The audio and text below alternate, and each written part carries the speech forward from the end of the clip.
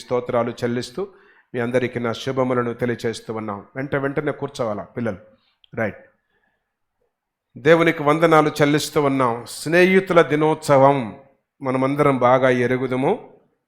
స్నేహితుల దినోత్సవం ఇది జ్ఞాపకము చేసుకొని వాక్యాన్ని బాగా ఆలోచన చేస్తే మంచిది. దేవునికి వందనాలు. అదేదో మరొక డే ఉంటుంది చూడది, అది మాత్రం మనం అంత పెద్ద సపోర్ట్ చేయగలిది కాదు కదా. February 14th తెలుసు, అదేం తెలియదు. దాన్ని మనం పెద్ద ఎంకరేజ్ చేయొద్దు. అది కొంచెం క్రమము తప్పింది, గాడి తప్పిన దినం అది. కనుక ఆ దినాన కొన్ని అనర్థకాలు జరుగుతూ ఉన్నవి. ఆ దినాన్ని మనం పెద్ద చెప్పుకోదగినకి వీల్లేదు.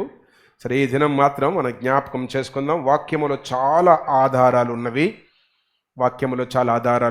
వాటన్నిటిని బట్టి కూడా దేవునికి స్తోత్రాలు.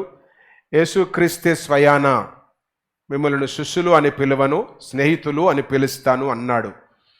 స్నేహితుడు అనేసరికి హృదయం దగ్గర ఉండేవాడు. కనుక ముందు మనమందరము దేవునికి స్నేహితులమైపోవాలి. పిల్లలు పేరెంట్స్కు స్నేహితులుగా ఉండాలి. నేను చాలాసార్లు గుర్తు చేశాను.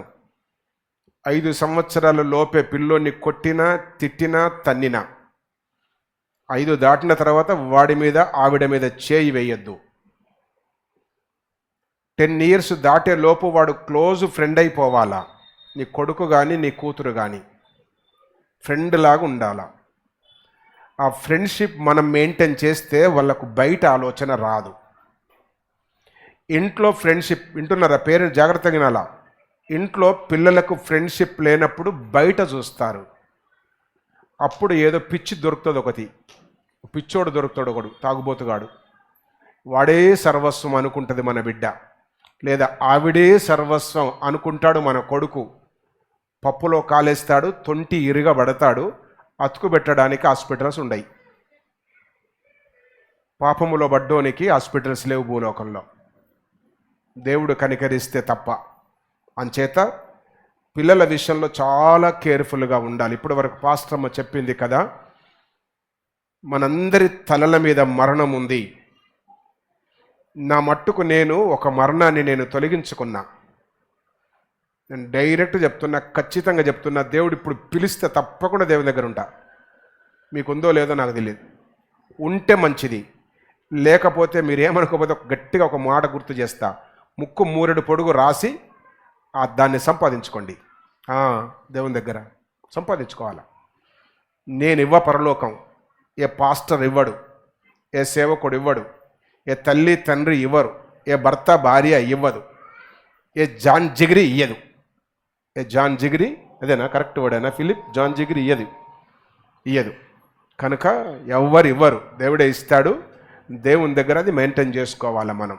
కనుక జాగ్రత్తగా విందాము. 11 సంవత్సరాలు బిడ్డకు దాటుతున్నవి అంటే వాడిని రక్షణలోనికి నడిపించాలి. ఓ తల్లి, దండం పెడుతున్న మీ పాదాలకు. అలా అది చేత కాకపోతే పిల్లల్ని కనొద్దు. మంచిది, వాళ్ళని కని నరకానికి అప్పగిస్తున్నావు అన్నట్టు. నువ్వు వాణ్ణే కాకుండా, నీ బిడ్డనే కాకుండా, నీ కొడుకునే కాకుండా వానితో పాటు ఇంకా నలుగురిని పోర్ర నరకానికి అని అప్పగిస్తున్నావు. శాపం వస్తుంది మన మీదికి. స్ట్రిక్ట్గా చెప్తున్నా, మన సంఘానికి సంబంధించిన బిడ్డలందరూ 11 years 12 years దాటుతుండంటే రక్షణలోనికి రావాలా. ఇంకా వాడు బాప్తిసం తీసుకోలే, ఇంకా అమ్మాయి బాప్తిసం తీసుకోలేదంటే వాళ్ళకు నాశనానికి తల్లే పంపిస్తుంది, తండ్రే పంపిస్తున్నాడు. నా బాధ్యత లేదు, నేను చేతులు గడిగేసుకున్నా. చాలాసార్లు చెప్పా, అలాంటి వాళ్ళు ఉంటే నాకు అప్పగించండి, తరబితినిస్తానని. ఎవరు అప్పగించలే. సరే, ఏది ఏమైతేనేమో నాకు అర్థమైంది ఏంటంటే మీరే నా పని చేస్తున్నారు ఇంటి దగ్గర అని నాకు అర్థమయ్యింది. నాకు కొంచెం స్ట్రెయిన్ తగ్గించారు అని అర్థమయ్యింది. సరే, నేను ఈ పూట గుర్తు చేసేది ఏమనగా, మనము మన కుటుంబం అంతా రక్షణానందములో ఉండాలి. భూలోకంలో ఏది మనతో రాదు. కనుక రక్షణ మాత్రమే మనకు వస్తుంది అన్న సంగతిని నేను జ్ఞాపకం చేస్తున్నాను. లవ్ ట్రెండ్ ఒక న్యూ విండ్స్ అంటే గాలి లాంటిది. లవ్ అనేది భూలోకంలో ఒక గాలిలాగా ప్రాకిపోయి ఉంది. భూమి అంతా రకరకాలుగా ఉన్నవి. ఒకప్పుడు ప్రేమ కళ్ళతో మొదలయ్యేది, చూపులతో పడిపోయా అంటారు చూడు, అది. ఒకప్పుడు ప్రేమ కళ్ళతో మొదలయ్యి కళ్ళలతో కడవరకు చేరేది. భర్త బ్రతికినంత వరకు భార్య భర్త కొరకే కలగనేది, భార్య బ్రతికినంత వరకు వాడు భర్త భార్య కొరకే కలగనేవాడు. ఇప్పుడు పిచ్చికలలు అన్నీ వస్తున్నాయి. పిచ్చికలలు వస్తున్నాయి. పిచ్చికలలు వచ్చేస్తే మంచిది కాదు. ఒకప్పుడు అంత మాధుర్యంగా ఉండేది. తల్లిదండ్రులకు పిల్లలే కలలు, భర్తకు భార్యే కళ, భార్యకు భర్తే కళ. ఒకరికి ఒకరు పంచప్రాణాలుగా ఉండేవారు. తల్లిదండ్రుల పెళ్లి చేశాను, పిల్లల పెళ్ళిళ్ళు జరిగినవి. నిన్నటి రోజు 2 రోజుల కింద వినకూడని వార్త విన్నాను. ఒక బిడ్డకు 2 సంవత్సరాలు, మొదటి బిడ్డకు. రెండవ పాప ఇప్పుడు 6 months. తీరా చూస్తే వాళ్ళిద్దరిది చాలా ఇష్టపడి పెళ్లి చేసుకున్నారు. 6 నెలల పసికందు తల్లి ఇద్దరితో లైన్లో ఉంది, భర్త కాకుండా. మరి ఏమని తిట్టాలో చెప్పి ఇప్పుడు నేను? వాళ్ళెవరంటే నాకు బాగా కావలసిన వారు. వాళ్ళ పేరెంట్స్ పెళ్ళి నేను చేశా.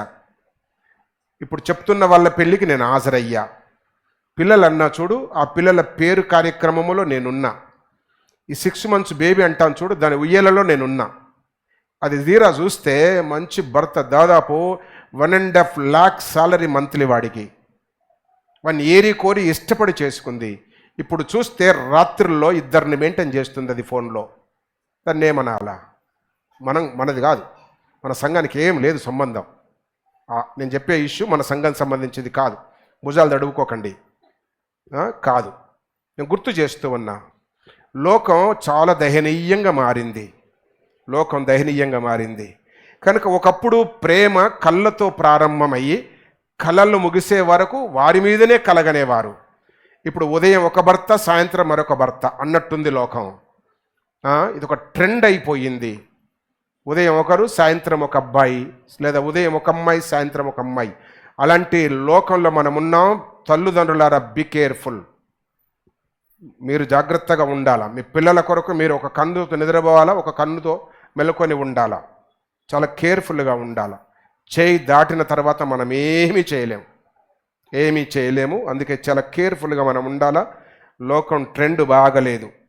ఇప్పుడు అది స్వైప్తో ప్రారంభమవుతుంది.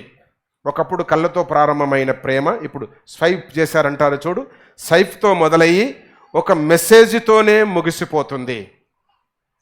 లైఫ్ చాలా లైట్గా తీసుకుంటున్నారు. లైట్ అయిపోయింది లైఫ్. అంత భారముతో లేదు. జీవితం పెళ్ళంటే 100 ఏండ్ల పంట అంటున్నారు ఒకప్పుడు. ఇప్పుడు పెళ్ళి అంటే గంటేనంట. పెళ్ళైన గంటకు ఓపెన్ చేస్తే ఫోన్ స్టేటస్, ఇంకేంటిది అది, ఇంకా సీక్రెట్స్ ఉంటాయి కదా, అవి ఏమన్నా ఓపెన్ చేస్తే గంటకే ఇంకొకరి మీద మొదలవుతుంది. అలాంటి లోకంలో మనం ఉన్నాము. మన దగ్గర లేరు పటు. దేవునికి స్తోత్రం. దేవుడు మనల్ని, సంఘాన్ని ఇంకా దీవించును గాక. కనుక మెసేజ్తో వాళ్ళ జీవితాలు ముగిసిపోతా ఉన్నవి. ప్రేమలా అనిపిస్తుంది, కానీ ప్రతిసారి సందేహం స్టేటస్తో ఆగిపోతుంది. ఎదుటిగా పిల్లలు ఈ దినాల్లో, ఈ నవడేస్ ఎట్లున్నారంటే ప్రేమలా అనిపిస్తుంది, కానీ సందేహమే స్టేటస్లో మిగిలిపోతుంది. 10 సంవత్సరాలు చేసిన ఈ మూర్ఖురాలు భర్తకు అర్థం కావట్లే.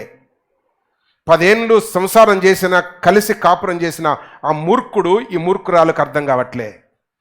అంటే ఒకరిని ఒకరు అర్థం చేసుకోలేని దయనీయమైన స్థితిలో ఉన్నది భార్యాభర్తల జీవితం, దాంపత్య జీవితం. భార్య ముందు భర్త, భర్త ముందు భార్య తెరిచిన పుస్తకము లాంటి వాడు.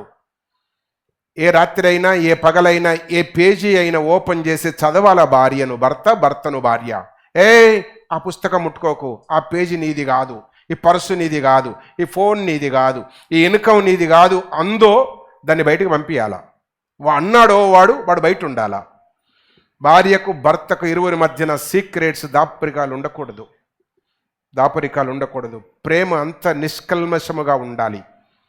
అందుకే ఎబ్రీ గ్రంథకర్త రాస్తాడు, వివాహం అన్ని విషయంలో చెప్పాలా. అందరికీ తెలుసు అది, దాని కిందున్నది తెలియదు. కిందుంది అసలు కథ. అందరి వెడ్డింగ్, దొంగ పెళ్లి చేస్తే కూడా వెడ్డింగ్ కార్డులో ఇదే పేరు వేస్తారు, ఇదే వాక్యం వేస్తారు. ఏం చెల్లి, దొంగ పెళ్ళి, దొంగలు కలిసి సగం కాపురం అయిపోయినాక పెళ్లి చేసుకునే దొంగ పెళ్లి వెడ్డింగ్ కార్డు మీద కూడా ఇదే ఉంటుంది. వివాహం అన్ని విషయములలో దొంగ, మంచిది కాదు. వాక్యము కార్డులో ఉన్నంత మాత్రాన కాపురం బాగోదు.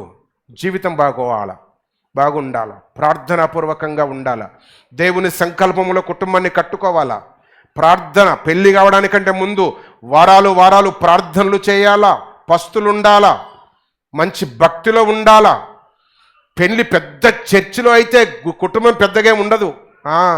చర్చితోనేమి రాదు. పెద్ద పాస్టర్ పెళ్లి చేస్తే పెద్దది అదేముండదు. నీ భక్తి మీదనే ఉంటుంది జీవితం అంతా. అది బైబిల్. చర్చిలను చూసి పెళ్ళి, పాస్టర్లను చూసి పెళ్ళిళ్ళు కాదు. పై రూపాన్ని చూసి పెళ్ళిళ్ళు కాకూడదు. అబ్బే నేను అట్లా అనుకోలేదు, ఆయనను చూస్తే అనుకోవద్దు ఇక. అందుకే ఆయన కొరకు ఆవిడ కొరకు 6 మాసాల ముందే 6 సంవత్సరాల నుండే ప్రార్థన చేయాలా. నీకు పెళ్లి ధ్యాస వచ్చింది అంటే నువ్వు ఇంటర్మీడియట్లు ఉండొచ్చు, పెళ్ళి ఎప్పుడన్నా కానీ ప్రార్థన చేస్తూ ఉండాలి. అది నీ బాధ్యత, యంగ్స్టర్స్ బాధ్యత. ప్రార్థనాపూర్వకంగా చెయ్యాలి. కనుక ఇక బంధము బ్లూటూత్ లాగా ఉందంట. భార్యాభర్తల బంధం బ్లూటూత్ లాగా. బ్లూటూత్ ఏం చేస్తారు? ఇష్టం ఉంటే ఆన్ చేసుకోవచ్చు, ఇష్టం లేకపోతే ఏమరా చెప్పండి రా కాట్ చేయొచ్చు. నా బ్లూటూత్ నేను ఓపెన్ చేస్తే నీకు కనెక్ట్ అవుతుంది, నేను బంద్ చేస్తే చెప్పు బంద్ అయిపోతుంది. ఇవాళ రేపు అట్లా అయిపోయింది యంగ్స్టర్స్ జీవితం, బ్లూటూత్ లాగా.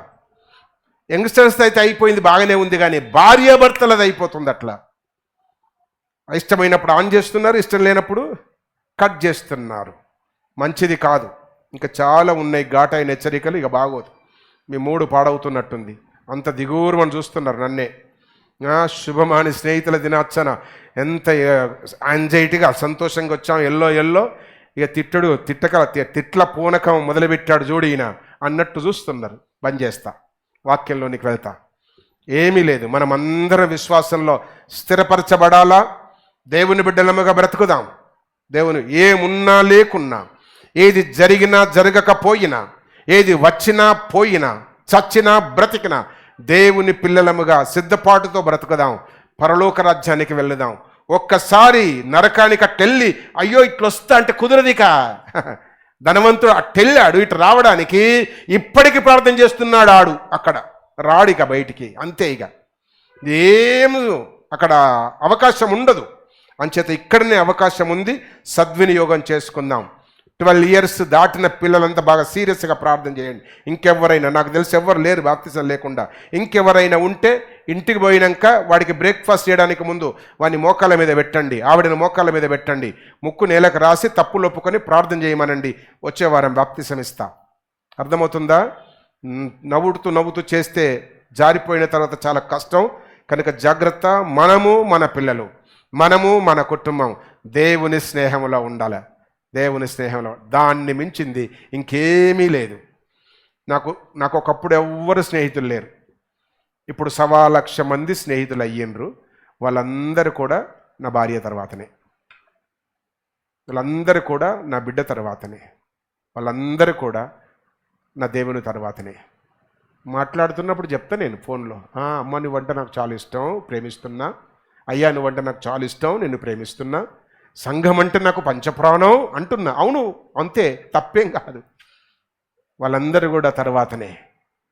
కనుక దేవుని యొక్క వాక్యం సెలవిస్తూ ఉంది, దేవుడే మన నిజమైన స్నేహితుడు. ప్రేమ పలు రకాలు ఉంది. ప్రేమ నిష్కల్మషమైనదై ఉండాలా, ప్రేమ నిర్దోషముతో కూడినదై ఉండాలా. ఒంటరిగా నిలబడిన పురుషునికి ఒంటరిగా నిలబడిన స్త్రీ కనబడితే 3 అడుగుల దూరమున నిలబడరేయ్. నీ ఎదురుగా ఉన్న యవనస్తురాలకు వరేయ్ 3 అడుగులు దూరం నిలబడు. ఏమి అమ్మాయి 3 అడుగులు నూడం తినబడాలా, 3 నిమిషాలు మించకుండా మాట్లాడాలా. అర్థమవుతుందా నా భాష? అర్థమవుతుందా? ఎవరు సీరియస్గా చూస్తున్నారు? వేరే లాంగ్వేజ్ మాట్లాడుతున్నారు, నాకు అర్థమవుతుంది. అర్థమవుతుందా మీకు? అర్థమవుతుందా? యవనస్తురాలు కనబడితే 3 అడుగులు దూరం ఉండాలి, మూతిలో మూతి పెట్టక. 3 నిమిషాలు మించకుండా నీ ముచ్చట ముగించబడాలా.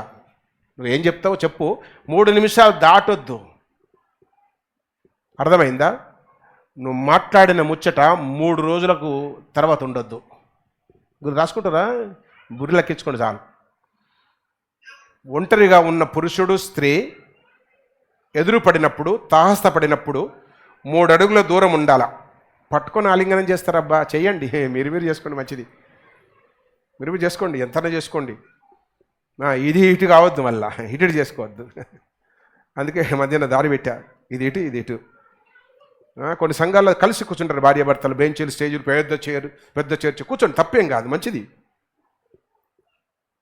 వేరే పురుషుడు వేరే స్త్రీని తాహస్తపడినప్పుడు 3 అడుగుల దూరం డిస్టెన్స్ మెయింటైన్ చేయాలా, 3 నిమిషాలు మించకుండా మాట్లాడాలి. ఏమన్నా మాట్లాడు, 3 నిమిషాలు మించొద్దు.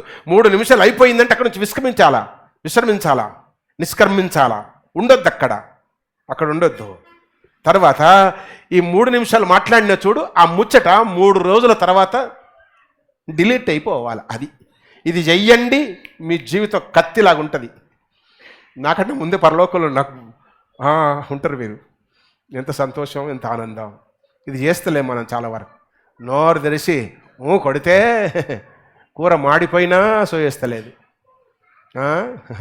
నల్ల నిండిపోయినా సోయి రావట్లే, ఇంకో ఫోన్ వచ్చినా కూడా మనకు గుర్తు రావట్లే. అది మంచిది కాదన్న సంగతిని జ్ఞాపకం చేస్తూ మరొకసారి మీ అందరికీ ఇంకా చాలా కొటేషన్స్ ఉన్నాయి, అవి తర్వాత ఎప్పుడైనా చూద్దాము. మీ అందరికీ స్నేహితుల దినోత్సవం ఇప్పుడే దాదాపు మెసేజ్ హాఫ్ టైం అయిపోయింది, స్పీడ్గా పరిగెత్తదాం. నిజమైన స్నేహితునికి ఉండవలసిన లక్షణాలు. నేటి ధ్యానాంశం నిజమైన స్నేహితునికి ఉండవలసిన లక్షణాలు. Attitudes of true friend. నిజమైన స్నేహితునికి ఉండవలసిన లక్షణాలు. యాకోబు పత్రికలో నుండి మనము చదివాము, చాలా శ్రేష్టమైన మాటలు చదివాము. అక్కడ బాగా రాస్తాడు యాకోబు ప్రవక్త, యాకోబు భక్తుడు మంచి వివరణ ఇస్తాడు నిజానికి. ఇక దాన్ని మించిన వివరణ నేను మళ్ళీ చెప్పవలసిన అవసరం లే. మీలో యుద్ధములు, పోరాటములు, గొడవలు జరగడానికి కారణం ఏంటి అంటే మీ భోగేచ్ఛలే, మీ జీవితంలో ఉన్న అలవాట్లే అంటాడు. ఇంకా క్రిందికి వస్తూ ఉన్నప్పుడు మీరు అడుగుతున్నారు కానీ పొందుకోవట్లేదు. ఏంటి అంటే మీ భోగేచ్ఛల కొరకు అడుగుతున్నారు, నా మహిమ కొరకు అడగట్లే, నా మహిమ కొరకు ప్రార్థన చేయట్లేదు, కనుక మీకు ప్రార్థన జవాబు రావట్లే. అన్నమ్మ ప్రార్థన చేసింది ఏమని? కుమారుణ్ణి ఇయ్యు. ఏం చేస్తుందంట? మాట్లాడాలి. ఏం చేస్తుందంట? ఏం చేసింది? మరి ఇచ్చేసింది.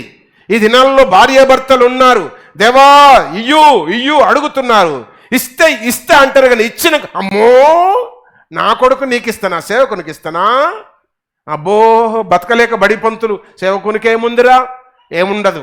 వీడిని బాగా చదివించి ఓ పెద్ద ఉద్యోగస్తుని చేయాలా అని కలొచ్చేస్తుంది. అది అంత మంచిది కాదు. వాక్యం ఇక్కడ ఎందుకు సెలవిస్తూ ఉంది? 3వ వచనంలో అంటాడు, మీరు అడిగినను మీ భోగముల నిమిత్తము వినియోగించుట కొరకై దురుద్దేశముతో అడుగుతున్నారు గనక మీకేం దొరకదు. దేవా సంతానాన్ని ఇస్తే నీకు ఇస్తా అని మాట నీదే అయితే దాన్ని నిలుపుకో. మా నీత రవికిరణ్ ఏమని ప్రార్థన చేసిండో తెలియదు కానీ వాళ్ళకు ఒకతే బిడ్డ, బతకలేక కదా ఆయన మంచి రైల్వే డ్యూటీ చేస్తున్నాడు, లేదంటే ₹1,00,000 సాలరీ, మంచి ప్రాపర్టీ ఉంది, ఆస్తి ఉంది. ఇద్దరు కలిసి బిడ్డని పెంచుకోగలరు. కానీ దేవునికి ఇచ్చేసింది. దేవునికి స్తోత్రం. ఇక్కడ చూస్తూ ఉన్నాం, వచ్చేదాకా ఒకటి, వచ్చినాక ఒకటి వద్దు. ఈ దరికో పాట, ఆ దరికి చేరినాక ఇంకో పాట మార్చొద్దు. అందుకే ఇక్కడ అంటాడు, మీరు అడుగుతున్నారు కానీ మీకేం దొరకట్లేదు. ఎందుకు అని అంటే దురుద్దేశముతో అడుగుతున్నారు. 4వ వచనం, యాకోబు పత్రిక 4వ అధ్యాయము 4వ వచనం, 4th chapter, book of James 4th chapter 4th verse. వ్యభిచారులారా, చూసారా, వ్యభిచారులు అన్నాడు వెంటనే. వ్యభిచారులు అంటే అక్రమమైన సంబంధము కలిగిన వారులారా అంటాడు. దేవునితో సంబంధం తెగిపోయింది, అక్రమమైన సంబంధం వద్దు. అందుకే అంటాడు, ఈ లోక స్నేహం దేవునితో వైరం. ఏది లోక స్నేహం? నాకు తెలిసి ఇక్కడ దాదాపు సగం మందికి లోక స్నేహం ఉందేమో. లేకపోతే దేవునికి స్తోత్రం, మీకు నా వందనాలు. ఉంటే వెంటనే కట్టిప్ చేసుకుంది. లోక స్నేహం ఉంటే వెంటనే కట్టిప్ చేసుకోనండి. దేవునితో స్నేహాన్ని బలపరుచుకోండి. ఈ లోక స్నేహం, ఈ లోకం అంటే ఏంటి? యోహాను మొదటి పత్రిక 2వ అధ్యాయము 16వ వచనం చదవండి. యోహాను మొదటి పత్రిక అట్లా తీస్తే వస్తుంది చూడండి. ఒక 2 పేపర్లు ఇటు తిప్పండి, వచ్చేస్తుంది. 2వ అధ్యాయము 16వ వచనం. లోకములో ఉన్నదంతయు లోకము అనగా శరీరాశ, ఎందినాలా, ఎందగాల, ఎట్లా అలంకరించాలా, ఏ రంగు ఉయ్యాలా, శరీరాన్ని ఎట్లా మెయింటైన్ చేయాలా, ఎండ కొట్టకుండా, వాన కొట్టకుండా, తడవకుండా, చలి తలగకుండా, ఎండ తలగకుండా, వేడి తలగకుండా, ఏసీల కింద, ఫ్యాన్ల కింద, ఇదంతా శరీరాశ. ఏం తినాలా. నా శరీరాన్ని ఏ రీతిగా ఉంచుకోవాలా? ఇదంతా శరీరంపై ఉన్న ఆశ. లేదా లోకమును స్నేహించే వారిని దేవుని వాక్యం అంటుంది, ఓయ్ వ్యభిచారి, వేశ్యనైన మారితే పరలోకం ఉంది కానీ వ్యభిచారికి పరలోకము లేదు. అందుకే అంటాడు, లోకం అనగా శరీరాశ, చదువు, నేత్రాశ. ఏం చూడాలా, అదెంత అందంగా ఉందో, వాడెంత అందంగా ఉందో, ఆ సీన్ ఎంత బాగుందో, ఆ సీన్, ఆ క్లిప్పింగ్, దాన్ని చూడాలా ఉంటుంది చూడు, గదే. లేదా ఉంటే చెంపలు కొట్టుకోండి. వాక్యం సెలవిస్తా ఉంది బిడ్డలారా, శరీరాశ, నేత్రాశ చంపుకోవాలా. దేవుని కొరకు శరీరాశ చంపుకోవాలా. శరీరం ఆధీనంలో ఉండాలి అంటే 30 years 35 years దాటిన వాళ్ళందరూ 2 పూటలు తినాలా. ఒకప్పుడు 40 ఉండే, ఇప్పుడు 35కి వచ్చేసింది. ఏంది నువ్వే ఇస్తున్నావా? మా ఇష్టం, నేను తింటా 3 పూటలు తిను, 3 పూటలు నాన్ వెజ్తో తిను, కానీ నీ శరీరం నీకు లోబడదు. పూట బిర్యానీ వస్తే తినేస్తా, రాత్రి బిర్యానీ వస్తే తినేస్తా, రేపు ఇంట్లో ఉంటే 2 పూటలు తిన్నా కదా, 2 పూటలు ఎండబెడతా, అది కుదురుకుంటుంది కొంచెం. నా శరీరానికి నేను నేర్పిస్తున్నా. నా చేతికి ఉంగరం కొంచెం టైట్ అయిందనుకో 2 పూటలు మానేస్తా, లూజ్ అయిందనుకో 2 పూటలు ఎక్కిస్తా. దానికి నిలబడాలి కదా, అరవాలి కదా, మిమ్మల్ని తిట్టాలి కదా, అందుకని బలం రావడానికి. అర్థమవుతుందా? నా శరీరం నా ఆధీనంలో ఉండాలా, నా చూపు నా ఆధీనంలో ఉండాలా. ఇట్లా కనబడింది ఒక సీన్, అట్టనే కళ్ళు పెద్దగా చేసుకొని కళ్ళద్దాలు సర్దుకొని ఇట్ట పెట్టుకొని చూడకు. దాన్నే నేత్రాశ. ఈ రంగులకి ఇలా పడిపోతున్నాం ఇవాళ రేపు. రంగులమయమైపోయింది లోకమంతా. చూడాలనే ఆశ మంచిది కాదు. నేత్రాశ అంటాడు. 3వది ఏంటంట? జీవపు డంభానికి ఎంతమంది ఎన్ని రకాల ప్రయాసపడుతున్నారో చూడు. పేరు కొరకు జీవపు డంభం అంటే పేరు. మనిషి పేరు ఇంత ఉంటుంది, దాని కింద ఆయనకు పొగడతలు ఒక 10 నిమిషాలు పొగడాలా. నేను ఎక్కడైనా పోతే అడుగుతూ ఉంటారు మీటింగ్లలో అక్కడక్కడ, సార్ కొంచెం మిమ్మల్ని ఇంట్రొడ్యూస్ చేస్తే 4 మాటలు చెప్పండి. ఏం లేదు బాబు, పాస్టర్ సుదర్శన్, లాలపేట, హైదరాబాద్, చాలు అంతే. ఇక దానికంటే చెప్పు సార్, ఏమన్నా చెప్పు సార్, పొడవంగా ఇంకొక 2-3 మాటలు చెప్తా అంతే. ఇంకా ఎన్ని రోజులే సార్ మీరు సేవ చేయబట్టి, ఎక్కడెక్కడ చేశారు సార్ అంటే అవి 2-3 చెప్తా అంతే. ఎక్కువ పొడుగుతున్న చూడండి, వాక్యం చెప్పడానికి ముందు పాస్టర్ ఇదో అదో అంటే నేను పోయి చేతకి గుంజేసుకుంటా. ఎవడన్నా పెడితే ఆన్లైన్ క్లిక్ పెడతా, మీకు చూడండి. ఏదైనా మీటింగ్ పోయి ఇక నా కొరకు పొగుడుతూ ఉంటే చూడు, చేతులకి మైక్ లాగేసుకుంటా, పక్క జరగంట అంతే. ఈరోజు వాక్యం చెప్పడానికి వచ్చిండు సుదర్శన పాస్టర్ అని చెప్పి ఇంకా నన్ను పొగడానికి ఇష్టపడతాను చూడు, చైర్మన్ నడిపించే మీటింగ్ అయినా, నువ్వు కూర్చో అక్కడ, నేను వాక్యం చెప్తాను, వెళ్ళిపోతా. ఇక చెప్పని నేను ఎక్కువ కొంతమంది చెప్తారు అనుకోండి, కానీ నేను గుర్తు చేస్తున్నా ఏంటంటే, జీవపు డంబం గొప్పలు మనకొద్దు, డాంబికం మనకొద్దు. మనిషింతే గాని ఆయన తోక చాలా భార్యడు అంటారు. ఎలుక కనబడిందంటే తోక ఎంత ఉందంటే భార్యడు అన్నాడు ఎవడో వెనకటికి. ఎలుక తోక భార్యడు ఉంటుందా? ఉన్నదే ఇంతంతనా, ఎలుక తోకే ఇంతంతనా, భార్యడు అంటే ఇంత. వెనకటికి వాడు అన్నాడంట, ఎలుక కనబడిందంటే తోకెంతరా అంటే భార్యడు అన్నాడంట. ఆ ఎలుక తెలియదు వానికి ఆ తోక తెలియదు, కానీ మాట్లాడాడు. అట్టుంటాయి మాటలు. అందుకే వాక్యం సెలవిస్తా ఉంది, ఇలాంటి డాంబికాలు వద్దు.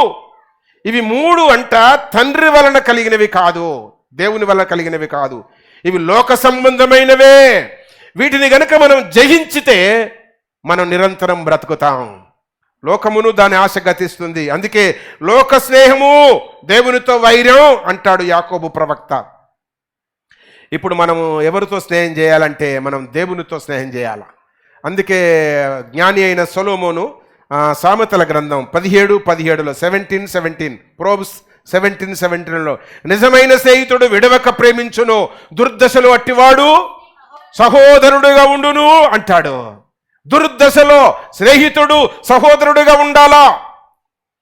కనుక ఇక్కడ అంటాడు నిజమైన స్నేహితుడు, రియల్ ఫ్రెండ్, ట్రూ ఫ్రెండ్, నిజమైన వాడు, అసలైన వాడు, మన ఆప్తుడు. కొంతమంది స్నేహితులు ఉంటారు ప్రాణ స్నేహితులు, కొంతమంది స్నేహితులు ఉంటారు ప్రాణమును తీసేవారు.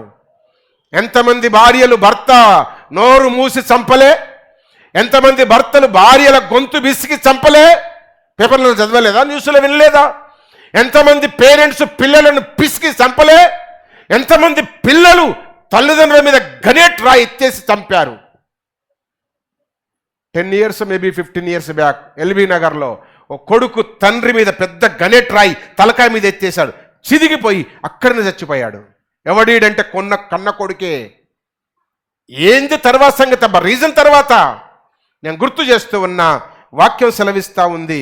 ఇవన్నీ జరగడానికి ఒకే ఒక కారణం, వాడు లోకముతో స్నేహం చేశాడు. అయ్యనండి, పిల్లలనండి, అవ్వనండి, బిడ్డలనండి. దేవునితోనే గనక స్నేహం చేస్తే ఈ పేచీ ఉండదు, ఈ బాధ ఉండదు, ఈ గొడవ ఉండదు.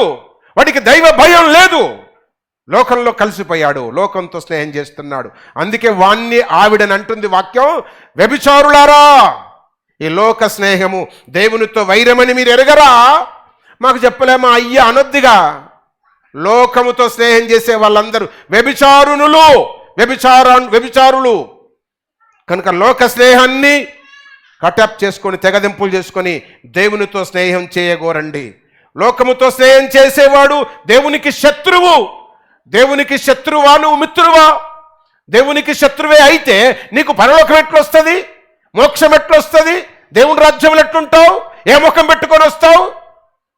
వాక్యము సెలవిస్తూ ఉంది. కనుక నిజమైన స్నేహితుడు విడవక ప్రేమిస్తాడు. అదే సామెతల గ్రంథం 27వ అధ్యాయము 6వ వచనములు అంటాడు, మేలు కోరి స్నేహితుడు గాయాలు చేస్తాడు. కొంచెం కష్టమైన ఘాటైన మాటలైన వాడుతాడు, అవసరమైతే ఈడిచి లంపక ఇస్తాడు, చెంప మీదకే కొడతాడు, బెత్తం వాడుతాడు, మంచిని నేర్పిస్తాడు. ఎవరబ్బనగా మేలు కోరిన స్నేహితుడు. మేలు కోరని వాడు మనం చేసే వాటన్నిటికీ దప్పు కొడతాడు, చప్పట్లు కొడతాడు. నువ్వు ఏం చేసినా అరే నువ్వు చేసింది తప్పు అంటున్నాడా నీ స్నేహితుడు? మంచిగా చేసావురా అంటున్నాడా? ఆలోచన చెయ్యాలా. వాక్యము సెలవిస్తూ ఉంది. కనుక నిజమైన ట్రూ ఫ్రెండ్కుండే 3 లక్షణాలు, ఉండకూడని 3 లక్షణాలు స్పీడ్గా చెప్తాను, చాలా కేర్ఫుల్గా వినండి. నెంబర్ 1, నిజమైన స్నేహితునికి ట్రూ ఫ్రెండ్కు ఉండవలసినది 1 గ్రహింపు. వాక్యాన్ని గ్రహించాలా, దేవుణ్ణి గ్రహించాలా, తల్లిని తండ్రిని గ్రహించాలా, పిల్లలను గ్రహించాలా, భార్యను భర్తను గ్రహించాలా, పరిస్థితిని గ్రహించాలా. ఆ వివేకం, ఆ గ్రహణ శక్తి నీకు అవసరం. ఆకుకూరలు తినరు చాలామంది, కష్టంగా తింటారు. అదే గడ్డి వండి పెట్టండి తింటారా? మమ్మీ ఏంది మమ్మీ గడ్డి ఉంది తినలా అన్నాడు వాడు అంటాడు. ఆకుకూరలో ఇంత పొడుగు గడ్డి పోస కనబడని, గడ్డి ఆకు ఇంత పొడుగు కనబడని మమ్మీ అంటాడు. నీ బిడ్డ కూడా మమ్మీ అని ఎత్తి పైకి చూపిస్తుంది. దానికి తెలుసు ఆకుకూర ఏంటో గడ్డి ఏంటో. ఇక్కడ వాక్యం సెలవిస్తూ ఉంది. ఆ గ్రహింపు ఉన్నప్పుడు లోకమేంటో దేవుడేంటో కూడా ఎరగాల. రియల్ ట్రూ ఫ్రెండ్ కుండే మొదటి లక్షణ గ్రహణ శక్తి, గ్రహింపు, అండర్స్టాండింగ్. అర్థం చేసుకోవాలా, గ్రహింపు. చూపిస్తాను చూడండి, యోబు గ్రంథం 6వ అధ్యాయము. భార్యాభర్తలను చూపిస్తాను, అత్త కోడళ్లను చూపిస్తాను, తల్లిదండ్రులను పిల్లలను చూపిస్తా. ఇది కుటుంబములో ఉండాలి. ఇక ఎవరితో మనకేంది పటు. వాక్యము కుటుంబానికి చాలా పెద్దపీట వేసింది. అందుకే నరుడు ఒంటరిగా ఉండుట మంచిది కాదని దేవుడు కుటుంబాన్ని కట్టాడు, నిర్మించాడు, చేశాడు. కుటుంబానికి దేవుడు పెద్దపీట నేస్తాడు. అంచేత మనం కుటుంబములో ఉన్న సభ్యులముగా, తల్లిదండ్రులముగా, అమ్మమ్మలము, నానమ్మలము, జేజమ్మలముగా, లేదా పేరెంట్స్గా, పెద్దలముగా, భర్తగా, భార్యగా, పిల్లలముగా మనం ఈ పూట యోచన చేద్దాం. మనకుండవలసిన లక్షణాలు. 1 గ్రహింపు. 6వ అధ్యాయం తీసారా? Book of Job 6th chapter 14th verse. కృంగిపోయిన వాడు సర్వశక్తుడగు దేవుని యందు మానుకొనినను స్నేహితుడు వానికి దయచూప తగును. చూసారా, గ్రహింపు వచ్చేసింది. ఈ స్నేహితునికి గ్రహింపు వచ్చేసింది. ఏంటిది? మంచి చెడులు అనేది. కనుక అది ఎరిగిన వారమై ఉండాలా. రాత్రి పగలు ఎట్లా తెలుసో, పాలు నీళ్ళు ఎట్ట తెలుసో, గడ్డి ఆకుకూర ఎట్ట తెలుసో, చెడ్డ మాటలు మంచి మాటలు ఎట్ట తెలుసో, తెలుగు లాంగ్వేజ్ ఇంగ్లీష్ లాంగ్వేజ్ ఎట్ట తెలుసో, నీ అయ్య అవ్వను నువ్వు ఎట్లా గుర్తిస్తున్నావో అదే గ్రహణ శక్తి వాక్యము పట్ల కూడా ఉండాలా, లోకము పట్ల దేవుని పట్ల కూడా నీవు కలిగి ఉండాలా. కనుక నెంబర్ 1, భార్యాభర్తల జీవితం గ్రహింపలేనిది. దానికి ఎవరో కాదు ఎగ్జాంపుల్, యోబు భార్యాభర్తలే. యోబు భార్య పేరు ఉంది అక్కడ రాయబడిన పేరు, ఆమె తల్లిదండ్రులు పెట్టిన పేరేంటో నాకు తెలియదు, కానీ బైబిల్ ఇచ్చిన బిరుదు ఏంటి అనే మూర్ఖురాలు. యోబు భార్య పేరేంటబ్బా అంటే మూర్ఖురాలు అనాల. ఒక క్విజ్ జరుగుతూ ఉంది 1990 సంవత్సరం, 89వ సంవత్సరంలో ఒక పెద్ద రివైవల్ మీటింగ్లో క్విజ్, ఓపెన్గా క్విజ్ కండక్ట్ చేస్తున్నారు. యోబు భార్య పేరేంటి అన్నారు. అందరూ చేతులు పైకెత్తారు. చెప్పండి అంటే పేరు లేదు అన్నారు. ఓహో చప్పట్లు కొట్టారు. ఇంకొకరు లేశారు. ఏం పేరు అంటే వ్రాయబడలేదు అన్నారు. ఆఖరికి అక్కడ కూర్చున్న నేను అన్నాను మిసెస్ యోబు అన్నా. మిసెస్ యోబు ద కరెక్ట్ ఆన్సర్ అన్నారు. మిసెస్ యోబు అన్నా కరెక్ట్ ఆన్సర్ అన్నారు. ఇప్పుడు పేరు లేనంత మాత్రాన మనకి పెద్ద పేచి అవసరంలే. ఎవరబ్బా ఆవిడ అనగా భార్య, భర్త ఫలానాయన భార్య. అందుకే మనం చాలా వరకు భార్యల తర్వాత భర్త పేరుని యాడ్ చేస్తాం, పిల్లల పేరు తర్వాత పేరెంట్స్ పేరు యాడ్ చేస్తూ పిలుస్తూ ఉంటాం. ఇక్కడ మనం చూస్తూ ఉన్నాం మిసెస్ యోబు ఏంటబ్బా అంటే భర్తతో కాపురం చేసింది. ఎంతకాలం చేసింది నన్ను అడగొద్దు, నేను చెప్తున్న యావరేజ్గా 20 ఏళ్ళ కాపురం చేసింది ఆవిడ. అందాజా గెస్ 20 ఏళ్ళ నెట్టు చెప్తావయ్యా బైబిల్ ఉందా అంటే నాకు తెలిసి 10 మంది పిల్లలు. అది లెక్క, నా లెక్క, మీ లెక్క ఏంటో నాకు తెలియదు. 2 సంవత్సరాలకు ఒక బిడ్డ అనుకుంటే 10 మందిని కన్నది. బీరిపోయిన వెంటనే 10 మంది పిల్లలు పుట్టేసరికి 20 ఏళ్ళ కాపురం. 20 ఏళ్ళ కాపురములో భర్త ఏంటో అర్థం చేసుకోలేని దయనీయమైన గ్రహణ శక్తి లేనిది ఆవిడ. దాని పేరు చెప్పండి ఇప్పుడు. నేను చెప్పలే, మీరే చెప్పారు. మీరు చెప్పారు కనుక నేను బలుకుతున్న మూర్ఖురాలని. గ్రహింపు లేకపోతే ఆడెవడు? మన భర్తే. కనెవడాడు? మూర్ఖుడు. అదెవడు? ఆవిడ మన భార్యే. కనెవరావే? మూర్ఖురాలు. అందుకే వాక్యము సెలవిస్తా ఉంది, భార్యాభర్తల మధ్యన స్నేహం అంటే గ్రహింపు అవసరం. రాత్రంతా పాపం మూలిగింది, జ్వరంగా ఉంది భార్యకు. తెల్లారు నువ్వు లేచే వరకు నీకు ఛాయ్ పెట్టదు. ఛాయ్ పెట్టది ఏం చేయాలి? మొన్న ఆన్లైన్ ప్రేరీకి వచ్చింది మా జీడికంటి విజయ్ అమ్మ. ఎటువా ఉన్నావా? దోమలు గరిచినాయి కదా బిడ్డ బాబు. బెడ్షీట్ ఇస్తానంటే వద్దన్నావు, దోమలతో పడినావు. పోయి మొన్న ఆన్లైన్కి ఎందుకో దోమలు వచ్చినాయి. ఇళ్ళకు ఎన్నడూ ఉండవు. ఆన్లైన్ ప్రేయర్ మీటింగ్ అయ్యేసరికి దోమలు గరిచినాయి నాకు. ఎప్పుడు పోతావు విజయ్ మరి పడుకోనంటే 6 గంటలకు పోతా. 6 గంటలకు పోతే మీ ఆయన మరి 5 గంటలకు డ్యూటీ పోవాలి కదా అన్న. మరి ఆయనకి ఎవడు వండుతాడు? ఒకడే కదా ఇంట్లోన్నాడు, ఎవడు వండుతాడు అంటే పర్లేదు ఆయన చూసుకుంటాడు. ఏం చూసుకుంటాడు? ఆయన క్యాటరీలో ఇంటలే అన్న తింటారులే. నువ్వు ఎదిగిపోయినవే రాలే, ఆయన కొట్టలే, ఆయన ఏమేను ఆయన కొడితే నేను కొడతా. నాకు వండి పెట్టకుండా పోయి చర్చలో పడుకునేవేందే రాయే అని తిట్టలే ఆయనను. అర్థం చేసుకున్నాడు, లేచిండు, తయారయ్యిండు, డ్యూటీకి వెళ్ళిపోయిండు. ఆడ ఎన్న హోటల్లో తినేసి ఉంటాడు. ఆ గ్రహింపు అవసరం. చాలామంది చాదస్తాం, భర్తలకు చాదస్తాం, భార్యలకు చాదస్తాం, తల్లిదండ్రులకు చాదస్తాం. కారణం ఏంటి? అండర్స్టాండింగ్ లేదు.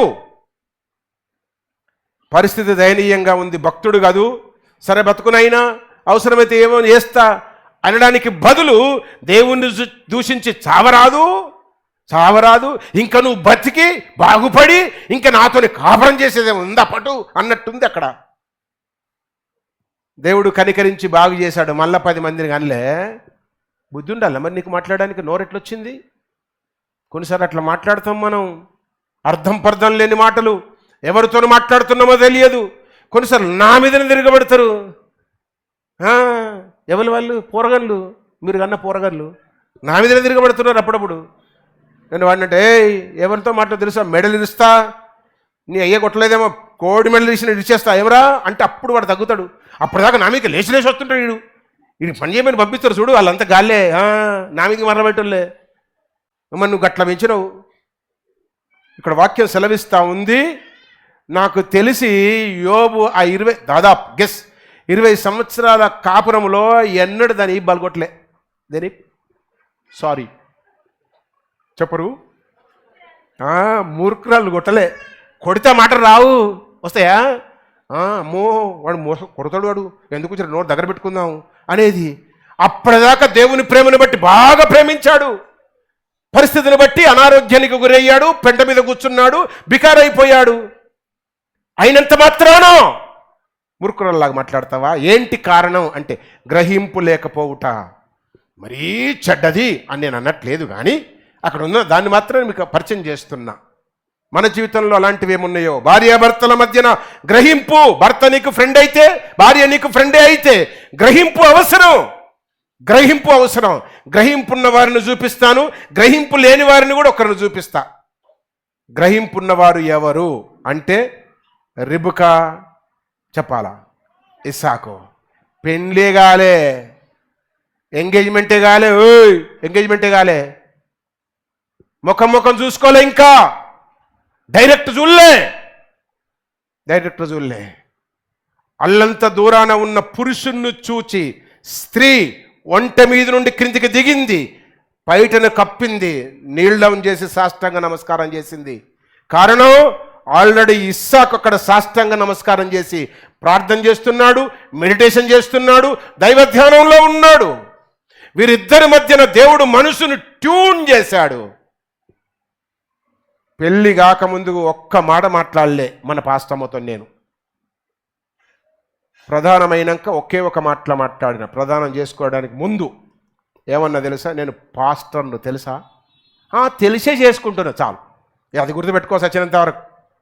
నేనేం అడగా నిన్ను, నీకేం కావాలంటే అది ఇస్తా, నేను పాస్టర్ను, గంతే చాలు. నువ్వు ఎటువంటావు, ఏం చేస్తావు, ఏంటి అలా అంటూ నీ బూరిదంతా, నీ బీరిదంతా, నువ్వేంది, నీ జాతకం నాకు వద్దే వద్దు, ఏమొద్దు. ఎట్ట నన్ను తగలబడు, తీసుకుపోయి నా దగ్గర పెట్టుకుంటా, ప్రాణానికి ప్రాణం చూస్తా, కానీ నేను పాస్టర్ను. ఆ ఒక్క మాట ఆమెను చుట్టి కట్టి పడేసింది, మెసలకుండా చేసి పడేసింది. వాక్యం సెలవిస్తూ ఉంది, అల్లంత దూరంలో ఉన్న ఉడ్బీని చూచి ఆవిడ సాష్టాంగ పడింది. కారణం కాబోయే భర్తను అర్థం చేసుకుంది. ఎందుకు అంటే ఆయన భక్తుడు, ఈమె భక్తురాలు. అది భక్తిలో పెరగాలనేది అందుకే. కనుక గ్రహింపు లేని వారెవరనగా మనము ఇప్పటివరకు యోచన చేసినట్లు మూర్ఖురాలు. యోబు భార్యాభర్తలు గ్రహింపు లేనివారు. కనుక ఒకటి, భార్యాభర్తల మధ్యన గ్రహింపు అవసరం. యాటిట్యూడ్స్ ఆఫ్ ట్రూ ఫ్రెండ్ ఒకటి ఏంటి అనగా గ్రహింపు. రెండవది ఏంటి అనగా తెగింపు ఉండాలా. స్నేహం చేయాలంటే తెగింపాలనయ్యబ్బా, తెగింపు ఉండాలా. తెగింపు లేకుండా స్నేహం చేయవు. ఈరోజు పోయి ఒకడు ఒక అమ్మాయిని ప్రేమిస్తున్నాడంటే వాడికి తెగించుండాడు. ఇప్పుడు పోయి ఒక అమ్మాయి మన బిడ్డ పోయి ఇంకొకరిని ప్రేమిస్తుంది అంటే అది తెగించింది. దేవుణ్ణి ప్రేమించడానికి తెగింపు లేదు. బయట ఎవరినో ముఖం తెలియని వాడు ఏదో కొంచెం ఇట్లా ఇట్లా ఇట్లా ఇట్లా స్కిల్ చూపిస్తే చాలు, బండి రేసు కొరికితే చాలు పడిపోతారు. బైక్ వేసుకొని, కొత్త బైక్ వేసుకొని టాప్ గేర్ల లేడీస్ ఆ గర్ల్స్ ముందు నుంచి ఇట్ట కట్టు కొడితే అట్ట పడిపోతారు. సస్తవరు వద్దు. ఇక వాణ్ణి చూసి కలలు కానీ ఇక తెగిస్తుంది. మా అయ్యంటిని తెగిస్తా, మా అవ్వతో తెగిస్తా, ఇల్లుతో తెగిస్తా, వస్తా అన్నీ ప్లాన్ చేసుకుంటుంది. కట్టుబట్టలు పట్టు, ప్రాణం మీకు తెచ్చుకోకండి, మంచిది కాదు. వాక్యం ఏమంటుంది అనగా నిజమైన స్నేహితునికి గ్రహింపు అవసరం, తెగింపు అవసరం. ఏంటి తెగింపు అనగా లోకమును విడిచిపెట్టే తెగింపు కావాలా. అది కావాలా. దేవుణ్ణి ప్రేమించాలంటే నీకేం అవసరంలే, నీ బ్యాక్గ్రౌండ్ అవసరంలే, నీ హైటు, నీ వెయిటు, నీ రంగు, నీ కలరు, నీ స్ట్రక్చరు అవసరంలే, నీ రూపం అవసరంలే, నీ స్టడీస్ అవసరంలే. లోకాన్ని మాత్రం ఓడించి త్యజించే తెగింపు నీదే అయితే నువ్వే కావాలా దేవునికి.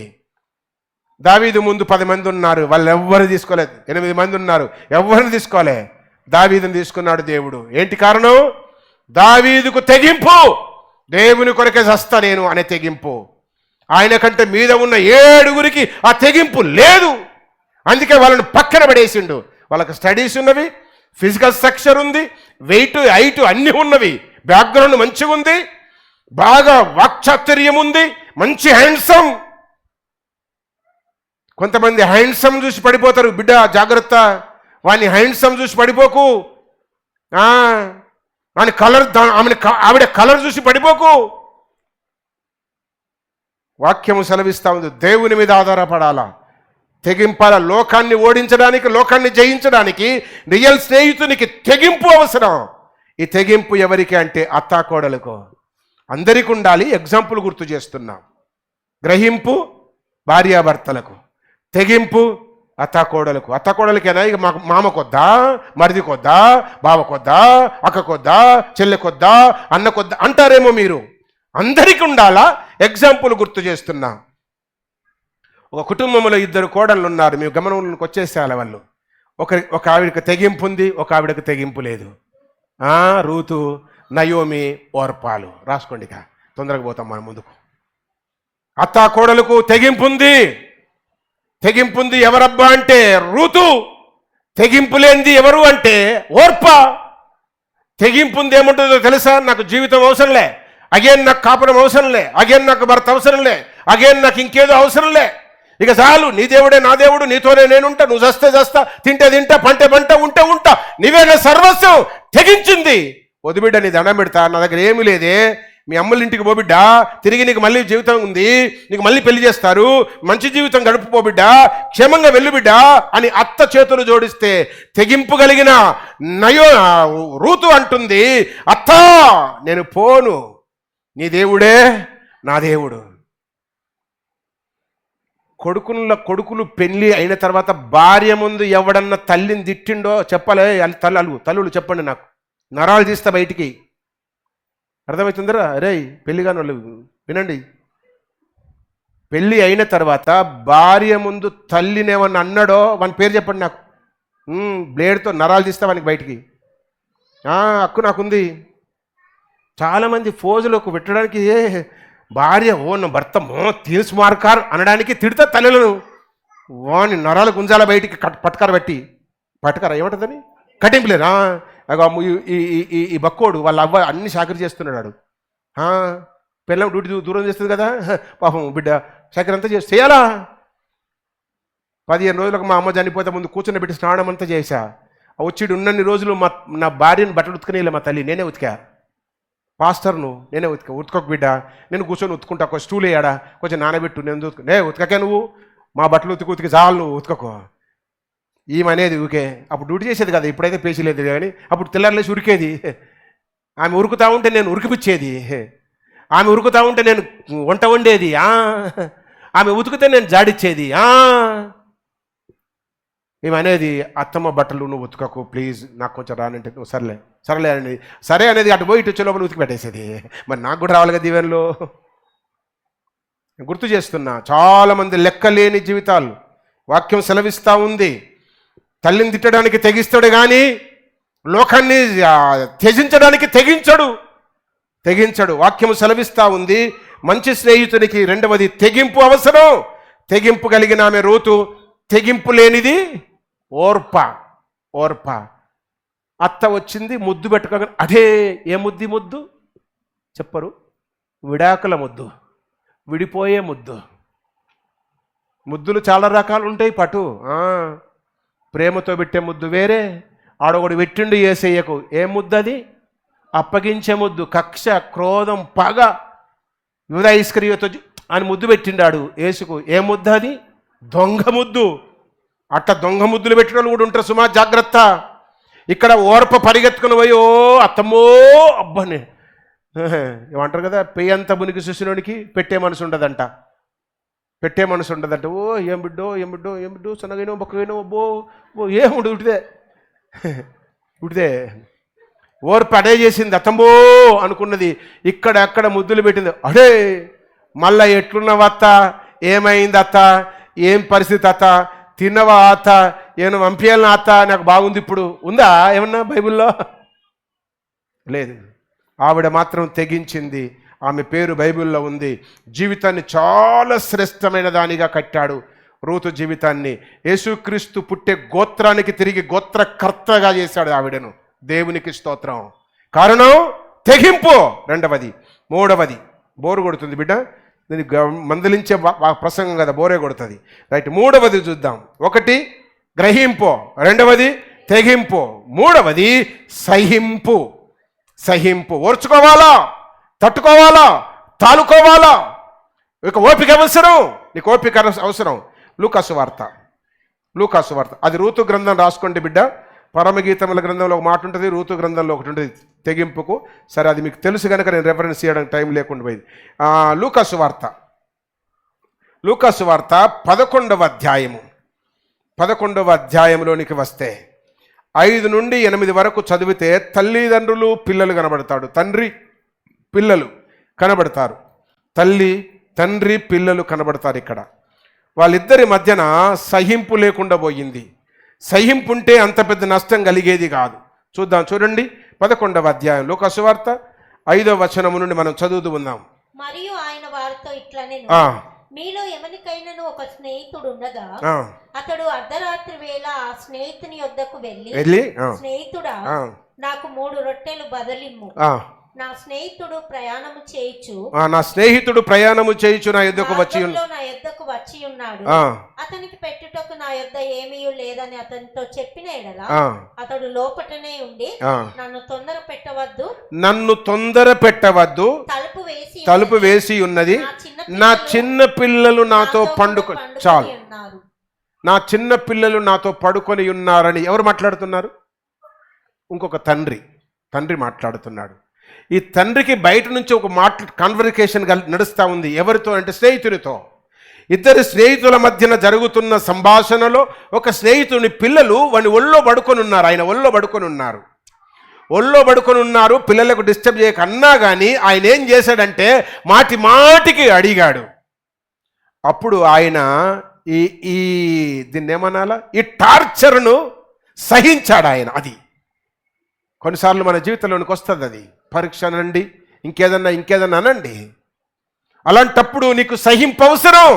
తండ్రిగా, తల్లిగా, అమ్మమ్మగా, నానమ్మగా, పిల్లలముగా స్నేహితుడు వచ్చి ఏదన్నా అడుగుతున్నప్పుడు కానీ పరిస్థితులు ఆ రీతిగా ఉన్నప్పుడు మనకు కొంత సహింపు అవసరం, గ్రహింపు అవసరం, తెగింపు అవసరం, సహింపు అవసరం. ఈయన సహించాడు గనక ఇక తప్పదరా బాబోయ్ అని లేచి రొట్టెలు ఇచ్చాడంట. అది సహింపు. దీనికి ఎగ్జాంపుల్ చూపిస్తా. తప్పిపోయిన కుమారునికి తండ్రి ఉన్నాడా? మాట్లాడరేంటి? ఉన్నాడు. తల్లి ఉందా లేదా తెలియదు కానీ తండ్రి ఉన్నాడు. తల్లి లేకుండా పిల్లలు ఎక్కడి నుంచి వస్తారు పాటు? తండ్రి ఉన్నాడు. ఆ తండ్రికి 2 కుమారులు ఉన్నాడు. ఆ 2 కుమారుల్లో చిన్న కుమారునికి సహింపు ఉంది, పెద్ద కుమారునికి సహింపు లోపించింది. చిన్న కుమారుడు అస్సలు మంచోడు కాదు. ఇల్లునంతా ముక్కలు చెక్కలు చేసి బయటికి వెళ్ళిపోయాడు.